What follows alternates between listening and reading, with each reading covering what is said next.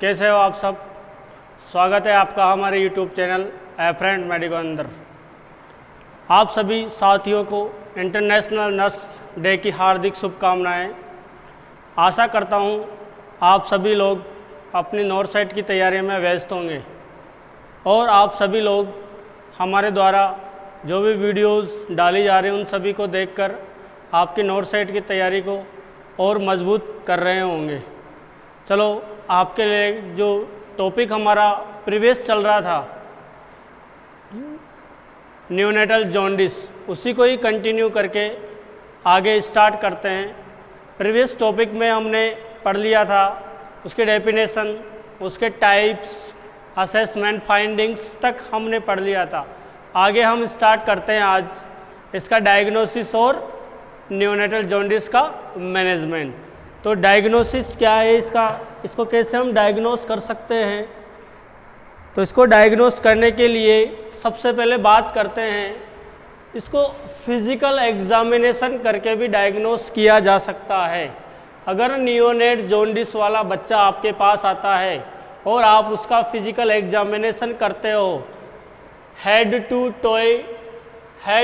Toy अगर उसका physical examination करते हो, जैसे आपने उसकी स्क्लेरा को देखा, स्किन को देखा, हार्ड पैलेट को देखा, अगर इन सभी का कलर एलोविस आपको दिखाई देता है, जब भी आप किसी बच्चे का फिजिकल एग्जामिनेशन करते हैं, यानी कि हेड टू टोय अगर किसी बच्चे का हम फिजिकल एग्जामिनेशन कर रहे हैं और फिजिकल एग्जामिनेशन के दौरान उसकी स्क्लेरा, स्किन और हार्ड पैलेट को आपने देखा, तो वहाँ पर क्या हो रहा है, एलोविस डिस्कलरेशन आपको देखने को मिल रहा है। अगर एलोविस डिस्कलरेशन देखने को मिल रहा है इसका मतलब बच्चा क्या है, नियोनेटल जॉन्डिस वाला है। ये पहला डायग्नोसिस हो गया। दूसरे की हम बात करें, दूसरा डायग्नोसिस हम कैसे करेंगे कि फिजिकल एग्जामिनेशन कर लिया तो आपको एलोविस डिस्कलरेशन देखने को मिला, लेकिन अगर आपको देखना है कि बच्चे में बिलिरुबिन का लेवल कितने हद तक हो सकता है, कितने mg/dl तक हो सकता है, तो उसके लिए हमें क्रेमर्स इंडेक्स एक एग्जामिनेशन है जो करना पड़ेगा। इसको क्रेमर्स इंडेक्स भी कहते हैं, इसको विजुअल असेसमेंट के नाम से भी जाना जाता है।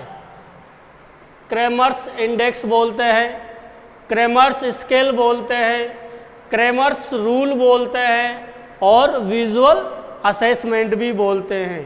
क्वेश्चन किसी से भी आ सकता है कि क्रेमर्स इंडेक्स का यूज कहाँ किया जाता है, विजुअल असेसमेंट किसे कहते हैं। तो क्रेमर्स इंडेक्स का यूज करके भी हम बच्चे में बिलिरुबिन का लेवल कितने mg/dl तक है वो हम पता लगा सकते हैं। वो कैसे पता लगाएंगे कि जैसे ही बच्चे के हेड को हमने देखा, बच्चे को हेड को हम देखते हैं तो उसका बिलिरुबिन, बच्चे के फेस को हमने देखा, बच्चे को पूरे फेस को देखा तो फेस के अंदर हमें एलोविस डिस्कलरेशन देखने को मिला। अगर फेस में एलोविस डिस्कलरेशन देखने को मिल रहा है तो इसका मतलब उसका बिलिरुबिन लेवल कितना है, 4 to 6 mg/dl है। वैसे अगर आगे नीचे चलते हैं, हम बच्चे के चेस्ट में और अपर एब्डोमेन को देखते हैं, बच्चे के चेस्ट और अपर एब्डोमेन को देखते हैं, वहाँ पर भी एलोविस डिस्कलरेशन आपको देखने को मिल रहा है, तो इसका मतलब उसके बिलिरुबिन का लेवल कितना है, 8 से 10 mg/dl है। फिर आज नीचे चलते हैं, आपको लोअर एब्डोमेन और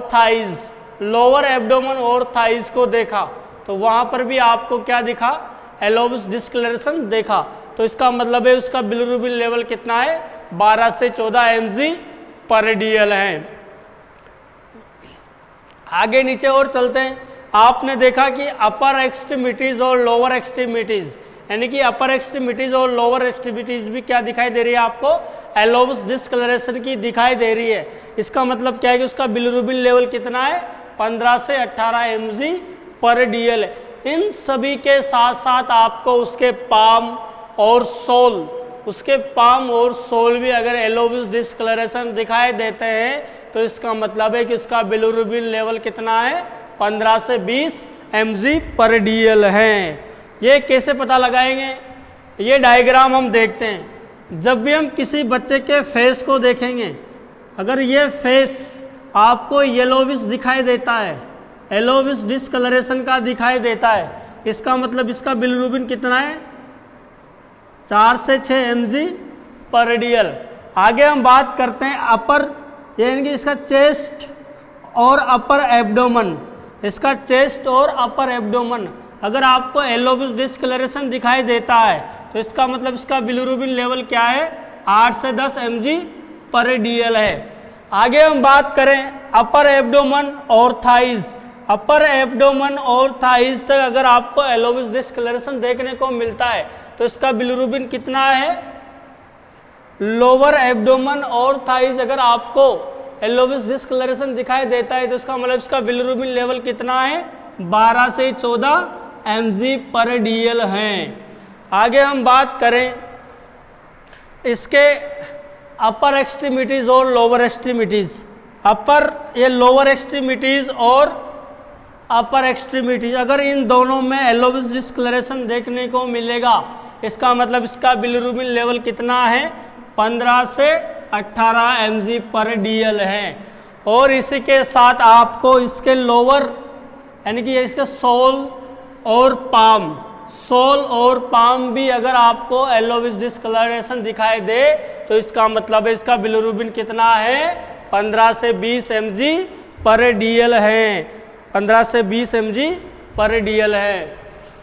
यह है क्रेमर्स इंडेक्स। क्रेमर्स इंडेक्स के द्वारा हम बच्चे में बिलिरुबिन का लेवल असेस कर सकते हैं कि बच्चे में जहाँ जहाँ हमें येलोविश डिस्कलरेशन दिखाई देता है उस हिसाब से हम बिलिरुबिन को डिवाइड कर सकते हैं।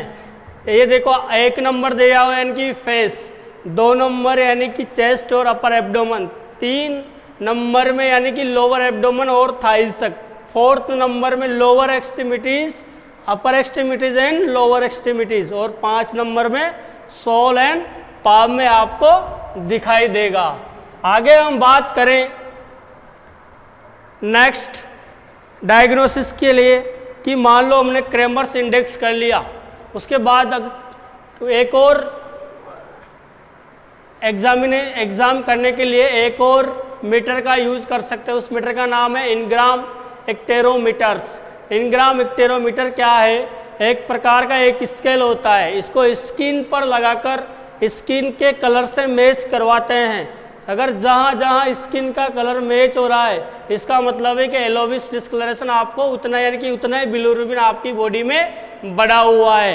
यानी कि अगर 4 नंबर पर आपके स्किन का मैच हो जाता है तो ग्रेड 4 है, 5 में हो जाता है तो ग्रेड 5 है। नेक्स्ट और लास्ट कन्फर्मेटरी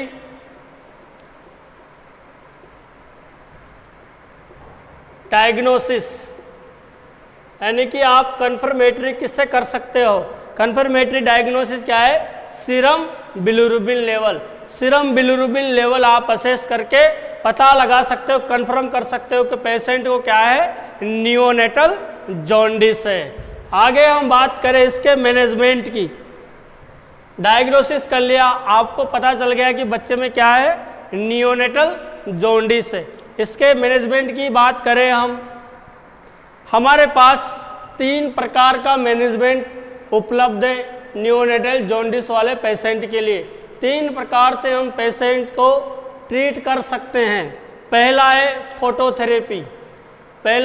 फोटोथेरेपी, दूसरा है एक्सचेंज ब्लड ट्रांसफ्यूजन और तीसरा है ड्रग्स थेरेपी। फोटोथेरेपी देकर पेशेंट को ट्रीट किया जा सकता है, एक्सचेंज ब्लड ट्रांसफ्यूजन करके पेशेंट को ठीक किया जा सकता है और ड्रग्स थेरेपी के माध्यम से पेशेंट को ठीक किया जा सकता है। 1 बाय 1 हम इसके बारे में पढ़ते हैं कि फोटोथेरेपी क्या होती है, इसकी वेवलेंथ क्या होती है, किन किन नर्सिंग रेस्पॉन्सिबिलिटीज़ को हमें ध्यान रखना है फोटोथेरेपी के दौरान। तो सबसे पहले हम बात करें फोटोथेरेपी की कि फोटोथेरेपी होती क्या है। फोटोथेरेपी क्या है? एक प्रकार की लाइट थेरेपी है, यानी कि बच्चे के ऊपर क्या की जाती है? लाइट डालकर पेशेंट जो अनकॉन्जुगेटेड बिलिरुबिन होता है उसको कॉन्जुगेटेड बिलिरुबिन में कन्वर्ट किया जाता है। क्या एक लाइट थेरेपी है, ना कि सनलाइट थेरेपी। एक प्रकार की लाइट इसके ऊपर डाली जाती है। कौन सी लाइट होती है? फ्लोरोसेंट लाइट्स होती है, जो अपन फोटोथेरेपी में यूज़ करते हैं। आपने सुना होगा एलसीडी, एलईडी, एलईडी बल्ब आते थे, एलसीडी बल्ब आते थे, उनके बारे में आपने सुना होगा। या फिर सीएफएल के बारे में आपने सुना होगा। सीएफएल यानी कि फ्लोरोसेंट। सीएफएल का मतलब होता है compact fluorescent light. Compact fluorescent light यानी कि जो हम लाइट फोटोथेरेपी के अंदर यूज करते हैं वो कौन सी होती है? सीएफएल लाइट होती है। यानी कि कॉम्पैक्ट फ्लोरोसेंट लाइट का यूज हम फोटोथेरेपी में करते हैं। और एक और लाइट यूज करते हैं, उसको बोलते हैं हम एलईडी। एलईडी, एलईडी का मतलब होता है लाइट इमिटिंग डियोड्स। लाइट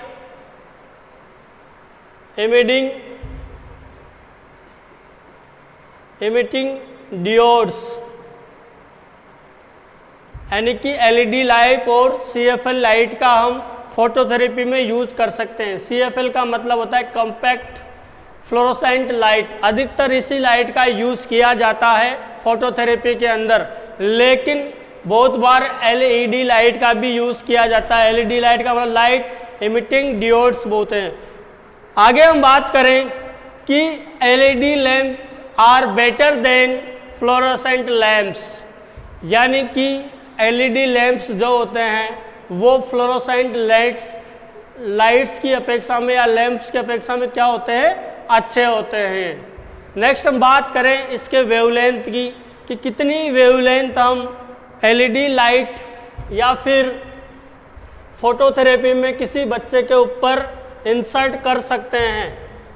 तो वेवलेंथ हम कितनी यूज़ करेंगे? 425 से 470 nm। 425 से 470 nm लाइट वेव का अपन यूज़ करेंगे।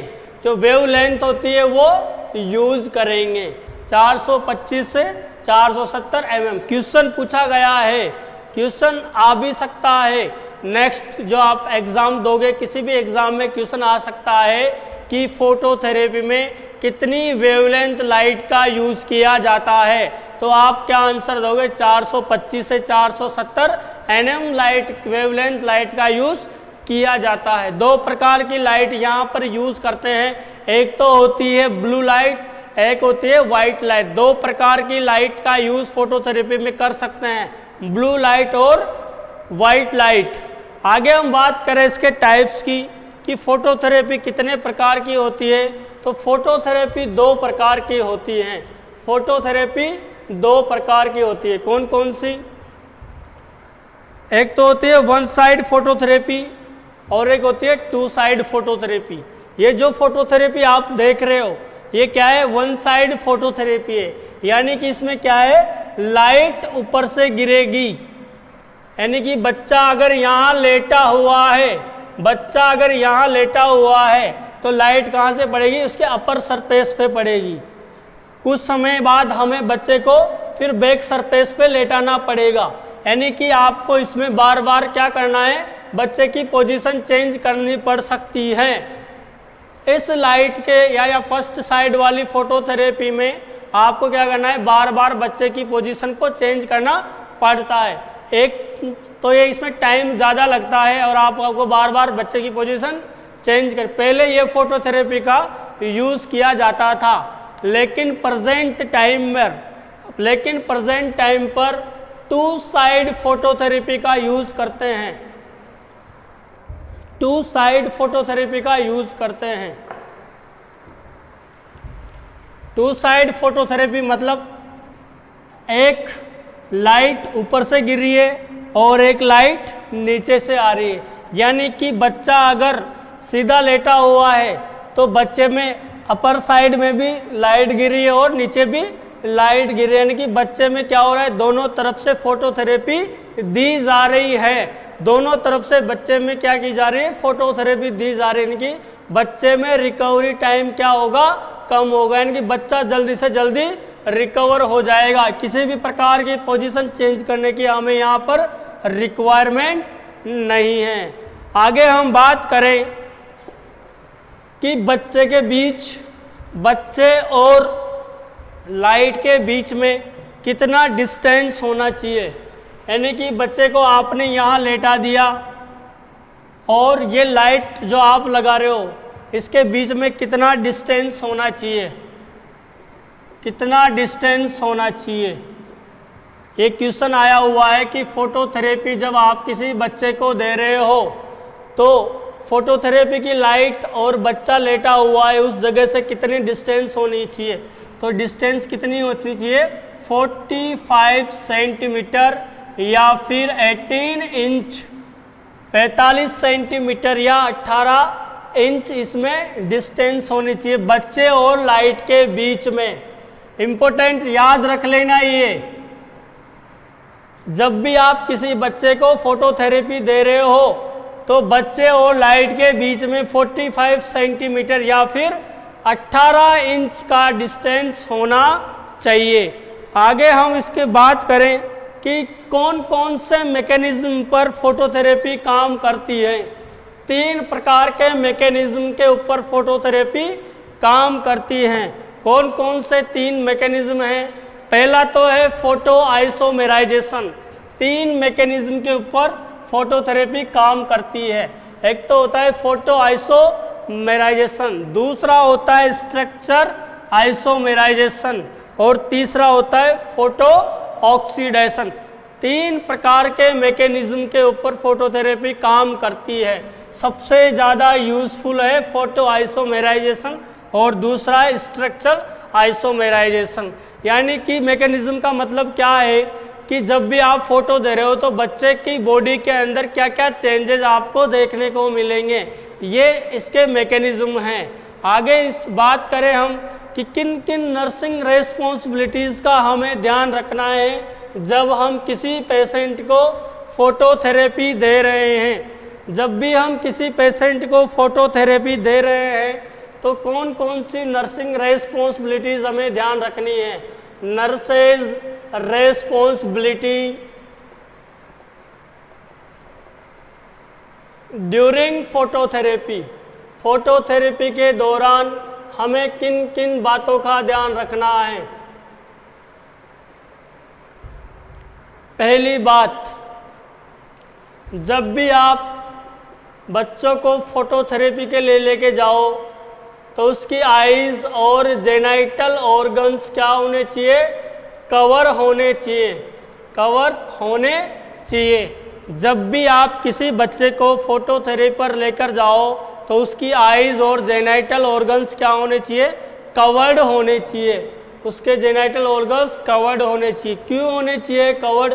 अगर आप इनको कवर्ड नहीं करोगे तो क्या हो जाएंगे, ये डैमेज हो जाएंगे। यानी कि डैमेज होने से बचाने के लिए आपको क्या करना है, आईज और जेनाइटल ऑर्गन्स को कवर करना है। दूसरा,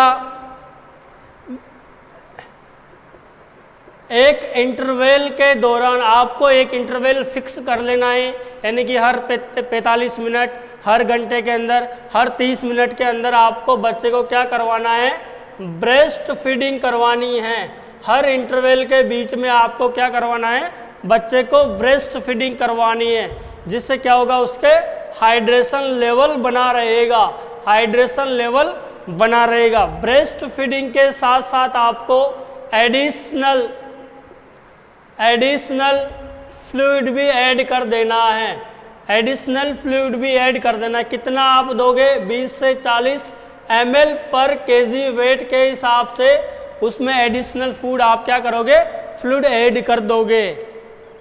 आगे हम बात करें, फ्लूइड ऐड कर दिया आपने, उसके बाद आपको क्या, आगे आपको क्या करना है, एडिशनल फ्लूइड ऐड करने के बाद जितना ज़्यादा हो सके बच्चे को एक्सपोज करके रखना है। आपको जितना ज़्यादा हो सके बच्चे को एक्सपोज्ड करके रखना है, एक्सपोज्ड करके रखना है।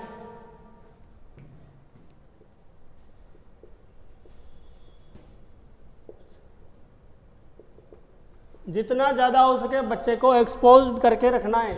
आपको बस आइज और जेनिटल ऑर्गन्स को क्या करना है, कवर करके रखना है, बाकी पूरे बच्चे को क्या करना है, एक्सपोज्ड करके रखना है।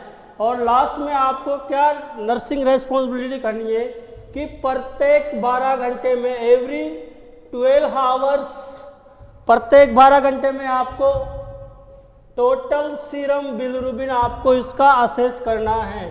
टोटल सीरम बिलिरुबिन आपको असेस करना है प्रत्येक 12 घंटे में। जब बच्चा फोटोथेरेपी में हो तो प्रत्येक 12 घंटे में आपको क्या करना है, टोटल सीरम बिलिरुबिन आपको असेस करना है। हो सके बच्चा ठीक हो जाए 12 घंटे के बाद, तो आपको प्रत्येक 12 घंटे में टोटल सीरम बिलिरुबिन इसको असेस करते रहना है। नेक्स्ट हम इसकी बात करें कि अगर आप फोटोथेरेपी दे रहे हो किसी बच्चे को तो कौन कौन सी कॉम्प्लिकेशंस इसमें डेवलप हो सकती हैं। फोटोथेरेपी के दौरान कौन कौन सी कॉम्प्लिकेशंस बच्चे में हो सकती हैं। पहली डिहाइड्रेशन, पहली कॉम्प्लिकेशन क्या है, डिहाइड्रेशन। अगर बच्चे को आप लगातार हीट के कांटेक्ट में रख रहे हो, बच्चे को आप लगातार हीट के कांटेक्ट में रख रहे हो तो बच्चे में क्या हो सकता है, डिहाइड्रेशन हो सकता है। अगर डिहाइड्रेशन हो गया तो बच्चा शॉक में जा सकता है, और शॉक में चला गया तो बच्चे की क्या हो सकती है, डेथ हो सकती है। तो बच्चे को आप क्या करोगे इस कंडीशन में, डिहाइड्रेशन से बचाओगे। तो डिहाइड्रेशन से बचाने के लिए क्या करना है, आपको बार बार एक इंटरवल में आपको बच्चे को क्या करनी है, ब्रेस्ट फीडिंग करवानी है, ब्रेस्ट फीडिंग करवानी है, जिससे आप क्या करोगे, बच्चों को डिहाइड्रेशन से बचा सकते हैं। या फिर हमने बताया था कि एडिशनल फ्लूइड भी आप बच्चे में ऐड कर सकते हो 20 से 40 ml पर kg के हिसाब से। नेक्स्ट, आपके बच्चे को इलेक्ट्रिक शॉक लग सकता है। हो सकता है कि फोटोथेरेपी खराब हो रही हो, उसके वायर में कट लग रहा हो या कहीं से डैमेज हो, तो उस दौरान उसमें क्या सकता है, इलेक्ट्रिक करंट आ सकता है, जिससे बच्चे में इलेक्ट्रिक शॉक लग सकता है। तो आप इलेक्ट्रिक शॉक से प्रिवेंट करने के लिए क्या करोगे, सबसे पहले आप फोटोथेरेपी को देखोगे कि सही से चल रही है कि नहीं चल रही, कहीं किसी प्रकार का कोई कट तो नहीं है, फोटोथेरेपी कोई डैमेज तो नहीं है। उसी के बाद आप क्या करोगे, बच्चे को फोटोथेरेपी के अंदर रखोगे। नेक्स्ट है ब्रोंज बेबी सिंड्रोम आपको देखने को मिल सकता है। बच्चा जो होगा वो ब्रोंज कलर में कन्वर्ट हो जाएगा। लंबे समय तक अगर फोटोथेरेपी में रहेगा बच्चा तो ब्रोंज कलर में कन्वर्ट हो जाएगा। तो बेबी में क्या दिखाई देगा आपको, ब्रोंज बेबी सिंड्रोम आपको दिखाई देगा। इसी के साथ हम बात करें, 2 सिंड्रोम और होते हैं सेम इससे मिलते जुलते, एक 2 सिंड्रोम होते हैं। एक तो होता है ग्रे बेबी सिंड्रोम, और एक होता है रेड मैन सिंड्रोम। 2 सिंड्रोम और देखने को मिलते हैं इससे मिलते जुलते। ये तो होता है क्लोरोनफेनिकोल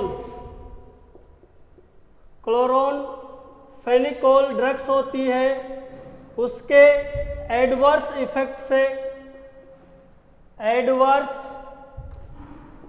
से ये डेवलप होता है।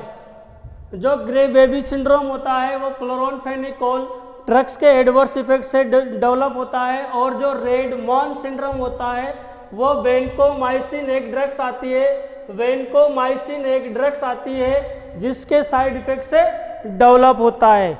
तो ये 3 सिंड्रोम सेम मिलते जुलते आपको दिखाई देंगे। एक तो होगा ब्रोंज बेबी सिंड्रोम जो होता है फोटोथेरेपी कॉम्प्लिकेशन, एक होता है ग्रे बेबी सिंड्रोम जो होता है क्लोरोनफेनिकोल, और एक होता है रेड मैन सिंड्रोम जो आपको दिखाई देगा वेनकोमाइसिन ड्रग्स के साइड इफेक्ट से। नेक्स्ट हम बात करें अगले ट्रीटमेंट की। अगर बच्चा फोटोथेरेपी से ठीक नहीं होता है तो अपन क्या करेंगे, नेक्स्ट ट्रीटमेंट स्टार्ट करेंगे। और नेक्स्ट ट्रीटमेंट कौन सा होगा अपना, exchange of blood transfusion. Next treatment अपना एक्सचेंज ऑफ ब्लड ट्रांसफ्यूजन। इसमें क्या करेंगे, हम ब्लड को बच्चे के अंदर से विड्रॉल करेंगे और बच्चे के अंदर फ्रेश ब्लड को इंसर्ट करेंगे। एक्सचेंज ऑफ ब्लड ट्रांसफ्यूजन में क्या होता है कि बच्चे के अंदर जो बिलीरुबिन युक्त ब्लड है उसको हम क्या करेंगे, तो विड्रॉल कर लेंगे और इसके अंदर फ्रेश ब्लड का इंसर्ट कर देंगे। इसके लिए हमें क्या चाहिए, इसके लिए हमें चाहिए एक तो आईवी कैनुला रिक्वायर्ड होगा, दूसरा हमें थ्री वे लाइन चाहिए, यानी कि एक ऐसा कनेक्टर जिससे हम कैनुला को कनेक्ट कर सकते हैं। 3 वे लाइन हमें चाहिए। 3 वे लाइन कैसी होती है, यानी कि आपके ये कैनुला लगा हुआ है और इस कैनुले के अंदर अपन क्या करेंगे, 3 वे लाइन को कनेक्ट कर देंगे, यानी कि एक तरफ से तो ब्लड को विड्रॉल करेंगे और दूसरी तरफ से फ्रेश ब्लड इंसर्ट कर देंगे इसके अंदर। तो 3 वे लाइन आपको चाहिए। नेक्स्ट आपको बच्चे के अंदर जितना अमाउंट, यानी कि बच्चे के अंदर नियोनेट के अंदर 80 ml पर kg के रूप में ब्लड होता है, तो इससे डबल अमाउंट में आपको क्या चाहिए, ब्लड चाहिए। यानी कि आपके पास एक्सचेंज ऑफ ब्लड ट्रांसफ्यूजन के समय 160 ml पर kg के हिसाब से ब्लड अवेलेबल होना चाहिए, यानी कि बच्चे के ब्लड से डबल अमाउंट में आपके पास क्या होना चाहिए, ब्लड होना चाहिए। नेक्स्ट हम बात करें इसके प्रोसीजर की कि आपको कैसे एक्सचेंज ऑफ ब्लड ट्रांसफ्यूजन करना है। एक्सचेंज ऑफ ब्लड ट्रांसफ्यूजन कैसे करना है, यानी कि जैसे आप एक प्रोसीजर स्टार्ट करते हो, यानी कि 10 ml आप ब्लड बच्चे में क्या करोगे, विड्रॉल कर रहे हो, आप विड्रॉल कर रहे हो, तो आपको सेम अमाउंट में 10 ml फ्रेश ब्लड इंसर्ट करना है। सेम अमाउंट में फ्रेश ब्लड आपको इंसर्ट करना है। जैसे कि किसी बच्चे के अंदर आपने 10 ml या 20 ml आपने ब्लड को निकाला, सेम उतने अमाउंट में आपको क्या करना है, बच्चे के अंदर फ्रेश ब्लड स्टार्ट करना है। तो ये प्रोसीजर कंटिन्यू चालू रखना है जब तक आपका ये प्रोसीजर कंप्लीट ना हो जाए। जैसे ये प्रोसीजर कंप्लीट हो जाता है तो आपका 80 से 90% क्या हो जाता है, ब्लड ट्रांसफ्यूजन हो जाता है, यानी कि एक्सचेंज ऑफ ब्लड ट्रांसफ्यूजन बच्चे के अंदर हो जाता है। आगे हम बात करें इसके कॉम्प्लिकेशंस की, कि जब भी आपने किसी बच्चे को एक्सचेंज ऑफ ब्लड ट्रांसफ्यूजन किया तो कौन कौन सी कॉम्प्लिकेशंस डेवलप हो सकती है। इम्पोर्टेंट आपको याद रखनी है, ये कॉम्प्लिकेशंस के बारे में एग्जाम में क्वेश्चन पूछा जा सकता है। तो कौन कौन सी कॉम्प्लिकेशंस बच्चे में क्रिएट होगी, तो पहला होगा infection due to infected blood transfusion. क्यों होगा कि आपने बच्चे को क्या चढ़ा दिया, इन्फेक्टेड ब्लड ट्रांसफ्यूजन चढ़ा दिया, जिसकी वजह से बच्चे में क्या हो गया, इन्फेक्शन। किस प्रकार का इन्फेक्शन हो सकता है, हेपेटाइटिस बी और हेपेटाइटिस सी इन्फेक्शन बच्चे में हो सकता है। अगर आपको इस इन्फेक्शन को प्रिवेंट करना है तो आपको ऐसा ब्लड लाना पड़ेगा जो पूर्ण रूप से इन्वेस्टिगेटेड हो, या किसी भी प्रकार का इन्फेक्शन उसके अंदर डेवलप नहीं हो, पूरा प्योरीफाइड किया गया हो, सभी जांचें उस ब्लड की गई हो, तभी जाके आप इन्फेक्शन को ठीक कर सकते हो या इन्फेक्शन होने से बचा सकते हो। नेक्स्ट क्या हो सकता है, बच्चे में एयर एम्बोलिज्म डेवलप हो सकता है। एयर एम्बोलिज्म डेवलप क्यों होगा, due to loss of unfitted syringe. आपने क्या किया, जब भी बार बार ब्लड चढ़ा रहे हो बच्चे के अंदर, तो 3 वे लाइन में क्या किया, प्रॉपर रूप से उस सिरिंज को फिट नहीं किया।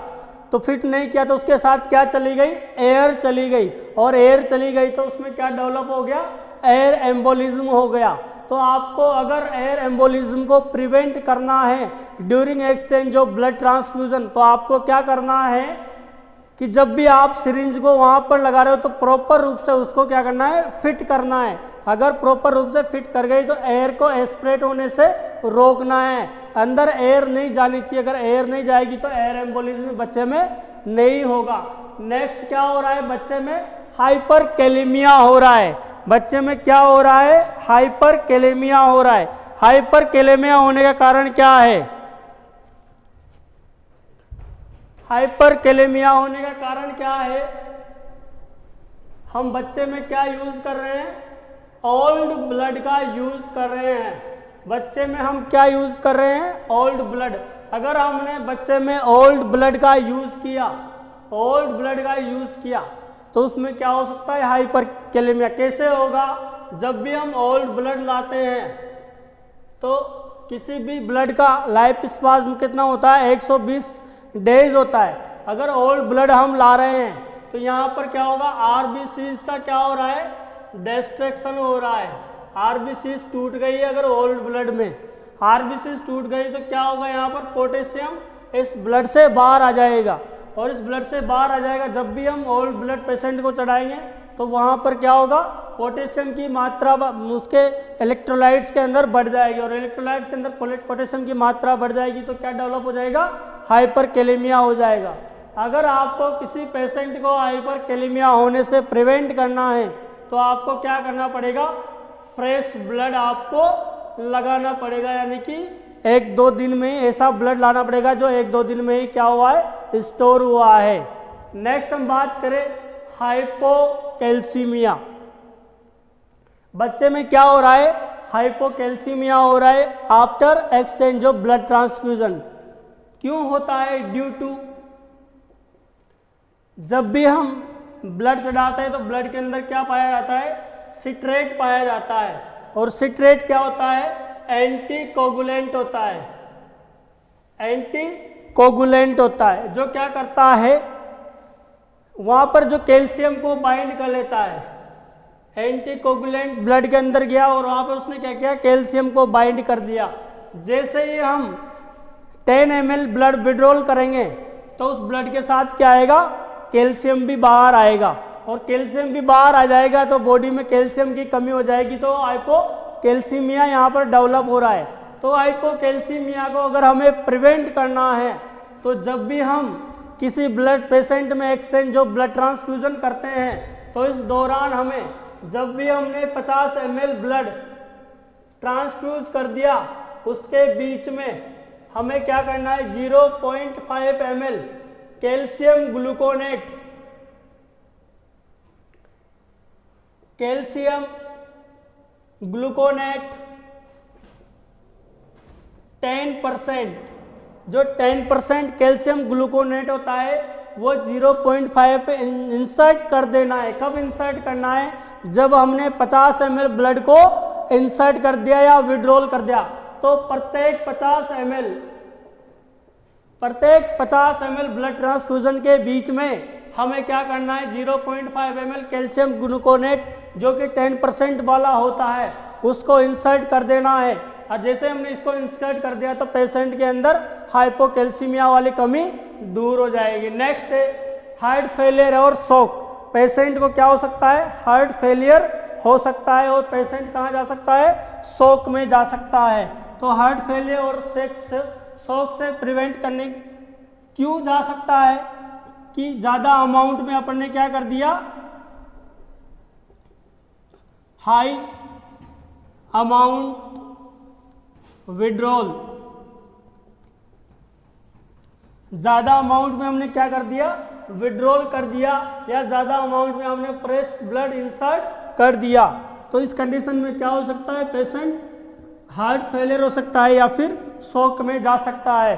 तो हमें प्रिवेंट करने के लिए क्या करना है कि जो 10 ml अगर हम इंसर्ट कर रहे हैं तो 10 ml ही हमको बाहर निकालना है। तो ये कॉम्प्लिकेशंस बच्चे में आफ्टर ट्रांसफ्यूजन देखने को मिल सकती हैं, लेकिन अगर इनको हम सही टाइम पर प्रिवेंट कर दें, यानी कि एक्सचेंज ऑफ ब्लड ट्रांसफ्यूजन के दौरान हम ध्यान रखें तो इन कॉम्प्लिकेशन से बचा जा सकता है। आगे हम बात करें ड्रग्स थेरेपी की। ड्रग्स थेरेपी की बात करें तो ड्रग्स ऑफ चॉइस क्या है? ड्रग्स ऑफ चॉइस क्या है? फिनोबार्बिटॉन।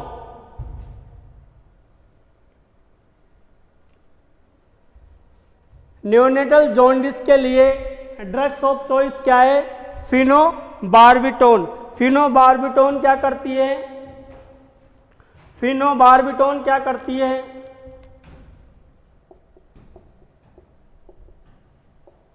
जो लीवर होता है उस लीवर को स्टिमुलेट करती है। जो लीवर होता है उसको स्टिमुलेट करती है किसके लिए?